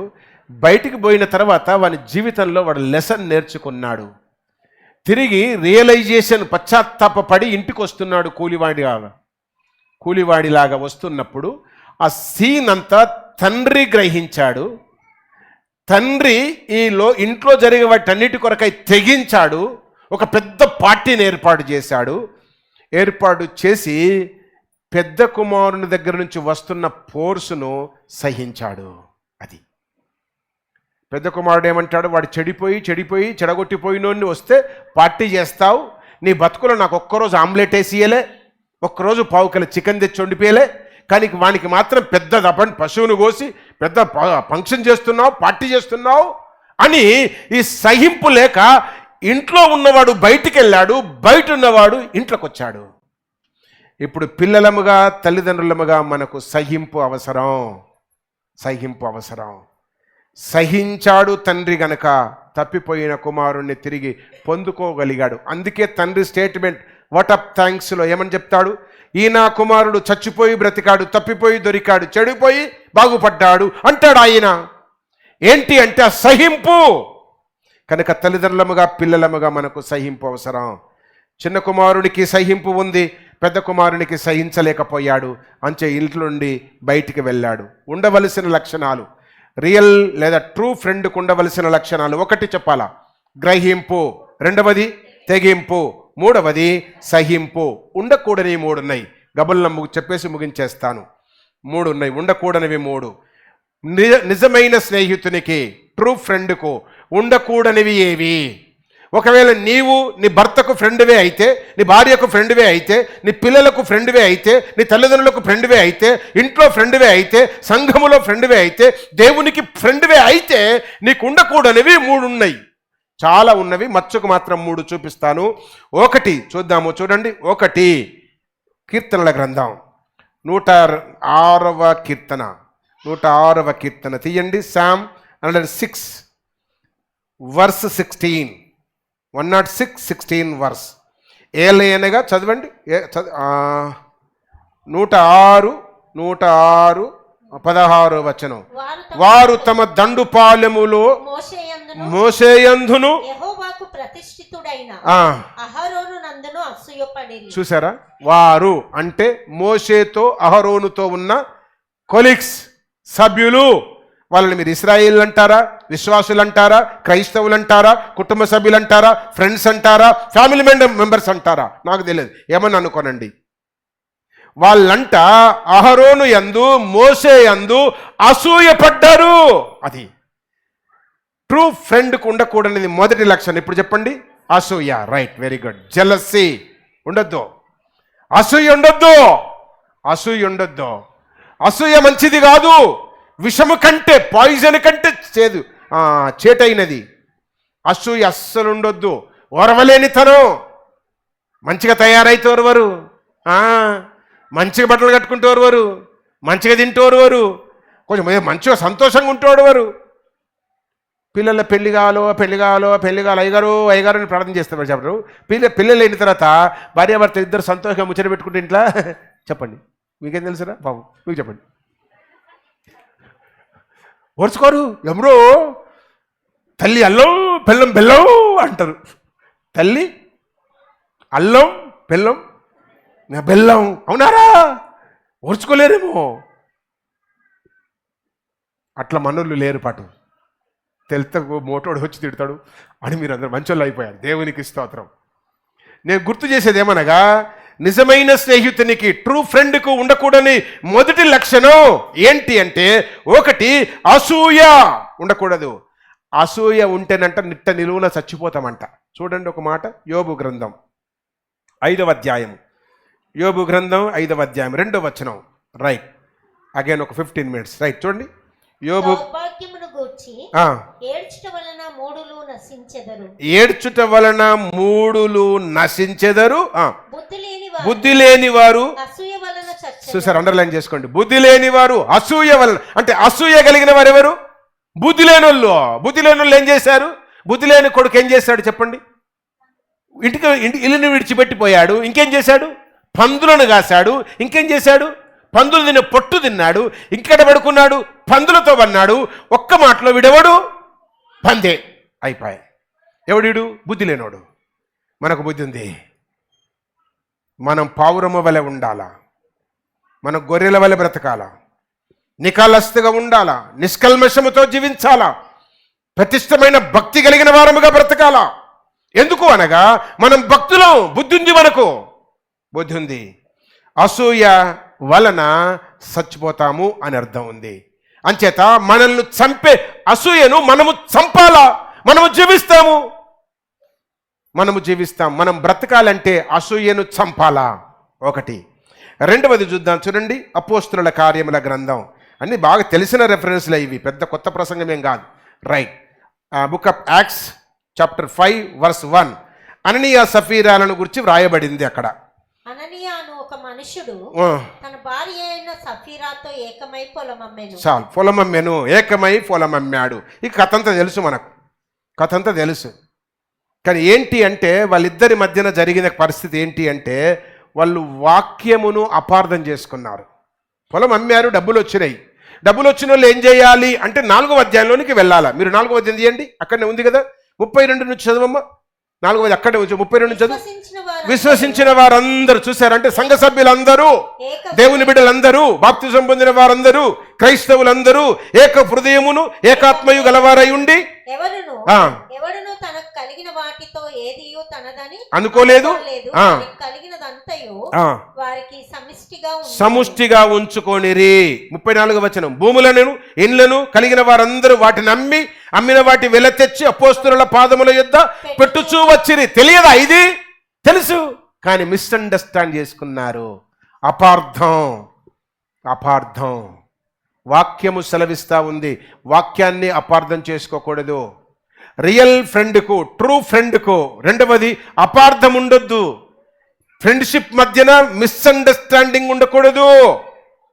మిస్అండర్స్టాండింగ్ ఉండకూడదు. మీ అమ్మ నీకు ఫ్రెండ్ అయితే, మీ తల్లి నీకు ఫ్రెండ్ అయితే, నీ తండ్రి నీకు ఫ్రెండ్ అయితే, నీ అన్న నీకు ఫ్రెండ్ అయితే, నీ భర్త భార్య నీకు ఫ్రెండ్ అయితే, మీ ఇద్దరి మధ్యన ఆ అండర్స్టాండింగ్ ల్యాక్ ఉండకూడదు. మిస్అండర్స్టాండింగ్ ఉండకూడదు. కొంతమంది కౌన్సిలింగ్కి పోయినప్పుడు అంటారు, అంకుల్ సంవత్సరం అయిపోయింది అంకుల్, ఇంకా నా భార్య నాకు అర్థం అయితలేదు అన్నాడు. ఏడగట్టిందో ఇప్పురా ముడి, ముడి ఏడగట్టిందో ఇప్పు. నాకేం తెలుసు అంకుల్ అంటాడు. భార్య ముడిప్పాలి అంటే, భర్త ముడిప్పాలంటే ఇద్దరు దేవుని సన్నిధిలో మోకరించాలా? అది లేదు. ముడెట్లిప్పుతారు? కలిసి ప్రార్థన చేయరాయ్, కలిసి బైబిలే చదవరాయ్, కలిసి గుడికి రానే రారాయ్, కలిసి దేవుని దగ్గర ఇద్దరు ప్రార్థన చేసి వంగితే దేవుడు ఓపెన్ చేస్తాడు జీవితాలను. ఆ ఎక్స్పీరియన్స్ లేదు. అననీయ సఫీరాలు ఇద్దరు అనుకున్నారు, పొలం అమ్మారు, దాచుకున్నారు. ఏంటి అంటే దేవునితో వీరికి అపార్థం. దేవుని అర్థం చేసుకోలే, వాక్యాన్ని అర్థం చేసుకోవాలి, అర్థం చేసుకోలే. ఇలా భూమి అంతా మీరి, ఆస్తిని అంతా లాకర్లు పెట్టిరి, ఈడికొచ్చి చచ్చిరి. ఎవరికి అది? అది ఇస్తే బ్రతికి కావలిస్తే మళ్ళీ వచ్చేది కదా. నాకు ఇవ్వండి, శోధించండి, ఇంకెన్నైనా మీకు ఇస్తా అన్నాడు కదూ. సో ప్రాణం బాయే, డబ్బు బాయే, ఏం లాభం? ఏంటి అంటే వాక్యాన్ని అర్థం చేసుకోకపోవుట. చాలామంది ఇప్పుతలేరు, ఉద్యోగాలు చేస్తుండ్రు కానీ కానుకలు రావట్లే. పట్టుమంటే ఒక 15-20 పేర్లు చెప్తా, బాగా సంఘ సభ్యులే వాళ్ళు. పేరు చెప్తా, మా కుమారి ఏమి నవ్వినా నవ్వుతుంది. ఆమెకి ఎందుకు నవ్వుతుందంటే, నా కొడుకు ఇస్తాడు, నా ఆయన ఇస్తాడు, నేను ఇస్తా, నాకేంది పటు అని ధైర్యంగా నవ్వుతుంది. 90% ఇస్తున్నారు. మీ అందరికీ నా వందనాలు. దేవుడు మిమ్మల్ని సమృద్ధిగా దీవించును గాక. ఇయ్యని వారి కొరకు కూడా ప్రార్థన చేస్తున్నా. ఈరోజు తీర్మానం చేసుకో, అది పోతుంది ఇది పోతుంది కాకముందే. అననీయ సఫీరాలు వాక్యాన్ని సరిగా అర్థం చేసుకోలే. అట్లా తీసుకొని వచ్చి ఇట్లా పెట్టేస్తే అట్లా మళ్ళీ ఇచ్చేవాళ్ళంట. నేను చిన్నగా ఉన్నప్పుడు మా ఇంటికి అడుక్కునే వాళ్ళు వస్తే ఇట్లా చేతులతో ధాన్యమే, అప్పుడు పైసలు లేవు, ఏది కావాలన్నా ధాన్యమే ఇట్లా తీసుకొని పోతే మా నానమ్మ అనేది, అరే చేతులతో ధాన్యం వేయొద్దు బిడ్డ, వాళ్ళకు చాట్ల పట్టుకొని పో అంటే ఒక చాట్ల పట్టుకొని పోయేది. ఈ చాట్లో ఉన్న ధాన్యం అంతా ఆయన జోలలో సంచిలో పోస్తూ ఉంటే అంత పోసినాక వాడు జోలలో మళ్ళీ చేయబెట్టి మళ్ళీ 4 ఇత్తులు తీసి లేసేవాడు, 4 గింజలు తీసి మళ్ళీ దీనిలో వేసేవాడు. ఇప్పుడు ఎవడయ్యాడు పాటు, వంగితే సంచే లాక్కపోతారు. ఇప్పుడు దొంగలట మోపయ్యిండ్రు. అప్పుడు అట్లా లేదు, అంత మంచి దినాలుండే అప్పుడు. అట్లా పోతూ మన పరసు కింద పడితే, ఓ అయ్యో ఆగో నీకు పరసు పడింది అంటారు. ఇప్పుడు ఎప్పుడు పరసు కొట్టేయాలని చూస్తున్నారు. ఇప్పుడు ఈ దినాలు అది చాలా తేడా ఉంది. నేను చెప్పేది ఏంటో తెలుసా, వీళ్ళు వాక్యాన్ని అపార్థం చేసుకున్నారు. దేవునికి ఇస్తే అడే పోతుందంట అనుకొని దాచుకొని వచ్చారు. అటుగాలే ఇటుగాలే ఇద్దరు చచ్చిపోయారు. ఇటు తెస్తే వాళ్ళు బతికే వాళ్ళు, వాళ్ళకు 2 4 100 రెట్లు వచ్చేది వాక్యం, 100 రెట్లు వచ్చేది వాక్యం. కనుక అపార్థం ఉండొద్దు. విశ్వసించిన వారందరూ అర్థం చేసుకోవాలి. రెండవది, మూడవది ఉండకూడనిది, 1 అసూయ ఉండొద్దు, 2వది అపార్థం ఉండొద్దు, 3వది అసహనం ఉండకూడదు. అసహనం చాలా షార్ట్ టెంపర్ ఉంటుంది, ముక్కు మీదనే ఉంటుంది. మా ఇంట్లో నాకున్నంత రేషం, నాకున్నంత ముక్కు మీద కోపం ఇంట్లో ఎవ్వరికి ఉండేది కాదు. మీరు ఎంక్వైరీ చేసుకోండి, చాలా ఉండేది. ఎందుకో దేవుడు మొత్తం తీసి పడేసిండు. ఇంత పోకడనారా నీకు, ఇంత టెంపరారా, ఇంత షార్ట్ టెంపరారా నీకు అని తీసుకొచ్చి దేవుని పాదాల దగ్గర పెడితే అంత తుస్సు, గాలి పోయిన బెలూన్లాగా తుస్సు అయిపోయా. ఇప్పుడేమీ లేదు. యోహాను సువార్త చూద్దాం, చూడండి, అది చూసేసుకొని ముగించుకుందాం. 18వ అధ్యాయం. కొన్నిసార్లు సేవలోనికి వచ్చినాక కూడా ఉంటాయి, మారినాక ఉంటాయి, బాప్తిసం తీసుకున్నాక ఉంటాయి, సంఘ పెద్దలుగా పనిచేస్తుంటారు ఉంటాయి, president, secretary, pastor, bishop, reverend, doctor, ఓ పెద్ద సేవకుడు అంటారు ఉంటాయి. ఇక్కడ కూడా ఒక శిష్యుడు, ఆ శిష్యుడు కూడా ఉంది షార్ట్ టెంపర్, సహనం లేదు, తట్టుకోలేడు, వెంటనే అన్నట్టుంది. చూడండి 18వ అధ్యాయం, మీ గమనంలోనికి వచ్చి ఉండాలి మీద మొత్తం మీద. సరే, 18వ అధ్యాయం యోహాను సువార్త 10వ వచనం చూడండి. ఆయన ఎవరంటే సీమోను పేతురు. సీమోను పేతురు కత్తి ఉండినందున అతడు దాన్ని దూసి ప్రధాన యాజకుని దాసుని చెవు నరికేశాడు. ఆయన పేరు మల్కు. అంటే ఎంత ఉందో చూడు అసహనం. ఒక్క క్షణం ఆగితే అయిపోయేది కదా. నిజానికి యేసు పక్కనున్నాడు కనుక వెంటనే చెవు అతుకుబెట్టి సద్దం అనిపాడు. యేసు లేకపోతే మనోడి మీద attack to murder case book అయ్యేది కదా. అది attack to murder case book అయ్యేది. అది లేకుండా చేశాడు యేసు పక్కనున్నాడు కనుక. ఇప్పుడు లేడు యేసు మన దగ్గర, మనలో ఉన్నాడు, మనతో ఉన్నాడు. కానీ ఫిజికల్గా అట్లా వెంటనే అతుకుబెట్టడానికి లేడు. అయితే ఏం చేయాలి మనం అంటే కొంచెం సహనముతో ఉండాలి. సహనముతో ఉండాలి అంటే మూడవది అసహనం నీకు ఉండకూడదు. నీకు సహనం ఉండాలి. ఓర్చుకుంటే ఎన్నైనా ఇస్తాడబ్బా. ఓర్చుకుంటే నీకు ఎన్నైనా ఇస్తాడు. కోడలుగా ఓర్చుకో, కొన్నాళ్ళకి అత్తవైతావు. నిన్ను ఓర్చుకునే కోడలు వస్తుంది. అర్థమైందా? అది వాక్యం, అది వాక్యం. ఇక్కడ అంటూ ఉన్నాడు కనుక సహనము లేని సీమోనును గురించి వ్రాస్తాడు. సహనము లేని సీమోను ఎగ్జాంపుల్గా మనం చూడాలి. ఇంకో వ్యక్తిని కూడా గుర్తు చేస్తా. ఆదికాండము 16వ అధ్యాయంలో కనబడుతుంది. ఆగరు, శారమ్మ దాసురాలు. 8-9 వచనాల్లో ఆగరు శారమ్మ తిట్టిందని ఆగరు ఉరికింది. ఇప్పుడు ఉరుకుతలేరు. అత్త తిట్టింది, ఏ అత్త పిల్ల ఏందమ్మా, ఏంది కొడలి పిల్ల పిల్ల అంటలే ఈ దినాల్లో. ఎప్పుడు పిల్ల అనేది జమానా పోయిందిలే. ఏంది కోడలమ్మ, పేరు పెట్టి కోడలమ్మ దగ్గర కూడా ఉన్నది. పేరు పెట్టి ఏంది బిడ్డ గిట్ట చేసినావంటే వెంటనే ఫోన్ చేస్తారు కోడలు. ఎవరికి? వాళ్ళ అవ్వకు. బాగుంది ఎక్స్పీరియన్స్. వాళ్ళ అయ్యకు, వాళ్ళ అవ్వకు ఫోన్ చేస్తారు. డాడీ నేను వచ్చేస్తా. ఆడిపోతావు. అట్లా ఫోన్ చేసిన నాకు అప్పగించండి, చెవులు వీకి చేతులు పెడతా. ఫోన్ చేసి డాడీ నేను వస్తా అని ఫోన్ చేసి, ఏమైంది బిడ్డ? అత్త తిట్టింది నన్ను. అవునా, రా అంటాడు. బుద్ధి లేనాడు. ఆడు వాక్యం ఎరిగినాడు కదా. వాడు వాక్యం ఎరిగితే చల్ ఇచ్చేసినావు, వరుసుకో బిడ్డ, ఉండాడా, నేను వచ్చి మాట్లాడుతుంది ఉండు అన్నాడు. నిన్ను తిట్టిందా, నీకు ఏం తక్కువైందని? అని డబ్బులు ఇచ్చాం, అంత పెద్ద పెళ్లి చేసాం, ఇన్ని వస్తువులు పెట్టాం, ఇన్ని చేసాం, నిన్ను ఎట తిట్టింది రా అంటున్నాడు. మూర్ఖుడు. వాక్యం సెలవిస్తూ ఉంది ఇక్కడ. అన్ని పెట్టింది, సర్వం ఇచ్చింది, జీవితం ఇచ్చింది. ఆ దాసిని ఒక యజమాను లెవెల్లోనికి తీసుకొచ్చింది శారమ్మ. పుట్టుకున్న మాట అంది అంటే పడొచ్చు కదా. తుర్రునరికింది. ఏడాది ఉరుకుతావే, ఉరుకు. ఆడపోయి పడుకుంది. అయిపోయాయి.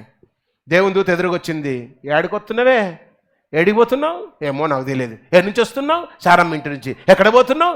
దానికి ఇల్లే గతి లేదు. ఎక్కడ పోతాని చెప్తుంది? ఆఖరికి ఇల్లే గతి లేదబ్బా. అయ్యే లేడు, అవ్వే లేడు, ఇల్లే లేదు, అడ్రస్ లేదు. అడ్రస్ తెలియదు. ఏడికి పోతున్నావే? నాకే తెలియదు. నీకు తెలియంది ఏడికి పోతున్నావు? నోరు మూసుకొని పోయి శారమ్మ దగ్గర చెప్పండి. ఇప్పుడు అణిగి మెనిగి ఉండు. అది అంటే ఓపికతో ఉండు. ఇప్పుడు ఓర్చుకోపో. ఓర్చుకుంటే నీ కొడుకు కూడా ఒక పెద్ద కోటీశ్వరుడు అవుతాడు. ఆగరు కొడుకును కూడా దేవుడు బాగా దీవించాడు. ఇస్కరేణుల వలె విస్తరింపజేశాడు. ఎప్పుడో తెలుసా? సహనం ఉన్నప్పుడు. సహనము లేకపోతే చచ్చిపోతాం. 3 అవి, 3 ప్లస్, 3 మైనస్లు, 3 నెగటివ్, 3 పాజిటివ్. ఎవరికి? రియల్ స్నేహితునికి, ట్రూ ఫ్రెండ్కు, నిజమైన స్నేహితునికి ఉండవలసినవి గ్రహింపు 1, 2వది తెగింపు, 3వది సహింపు. ఉండకూడనివి అసూయ, అపార్థము, అసమాధానం. తలలు వంచండి, ప్రార్థన చేద్దాం. స్నేహితుల దినోత్సవమును పురస్కరించుకొని ఈ లోక స్నేహం, దేవునితో వైరము, యుద్ధము, పగ అని ఎరిగి ఈ లోకములో ఉన్నదంతా వదిలిపెట్టేద్దాం. లోకము దాని ఆశ గతించిపోవును, తండ్రి చిత్తము నెరవేర్చువాడు నిరంతరము నిలుచును అంటాడు. నిరంతరము నిలిచే వారముగా మనం ఉండాలి అంటే వాక్యాన్ని, పరిస్థితులను గ్రహించాలా, తెలుసుకోవాలా. దేవుని కొరకు కొంత తెగించాలా. 3వది దేవుని కొరకు సహించాలా, ఓర్చుకోవాలా. ఉండకూడనివి నీ పెద్దల పట్ల, నీ కుటుంబము పట్ల, నీ వ్యక్తుల పట్ల, మానవుల పట్ల అసూయ ఉండకూడదు. ఎదుటివాని వెరడల అపార్థం ఉండకూడదు. అసహనం ఉండకూడదు. సహనము కలిగి ఉండాలా, అర్థం చేసుకొని ఉండాలా. అసూయ లేని వారముగా యథార్థంగా ఉండాలా. అప్పుడే యేసు మన స్నేహితుడవుతాడు. ఆయన స్నేహితులముగా నిరంతరం ఉంటాము. యేసు స్నేహితులమే మనమైతే ఆయన రాజ్యములో మనకు అవకాశం ఉంది. ఆయన పునాదులు కలిగిన పరలోకపు పట్టణాన్ని నిర్మించాడు. ఎవరి కొరకనగా ఆయన స్నేహితుల కొరకు. నీవు ఆయన స్నేహములో ఉన్నావా? స్నేహితునిలాగున్నావా? ఆలోచన చేయి. పరిశుద్ధుడవైన మా పరమ తండ్రి, కృపగలిగిన దేవా, దయగలిగిన మా స్వామి, మీకు వందనాలు చెల్లిస్తూ ఉన్నాము. మీరే మా నిజమైన స్నేహితులవు. మీ స్నేహములో మేము వర్ధిల్లడానికి కృపనుంచండి. గ్రహింపు, తెగింపు, సహింపు కలిగిన వారముగా, అసూయను, అపార్థాన్ని, అసహనమును వదిలి సహనము కలిగిన వారముగా మీ బిడ్డలముగా బ్రతికే భాగ్యాన్ని ప్రసాదించుమని వాక్యం వినిన బిడ్డలందరినీ బట్టి స్తుతిస్తూ, ఆన్లైన్లో హాజరైన వారిని కూడా దయతో దర్శించి దీవించుమని, మీ స్నేహములో నిత్యము మేము వర్ధిల్లుట కొరకు కృపనుంచుమని స్తుతి, కృతజ్ఞత, స్తోత్రాలు చెల్లిస్తూ మీ కృప కలిగిన స్థలకు బిడ్డలందరిని అప్పగించుకుంటూ యేసు పేరిట ప్రార్థించి వేడుకొనుచున్నాము తండ్రి. ఆమేన్.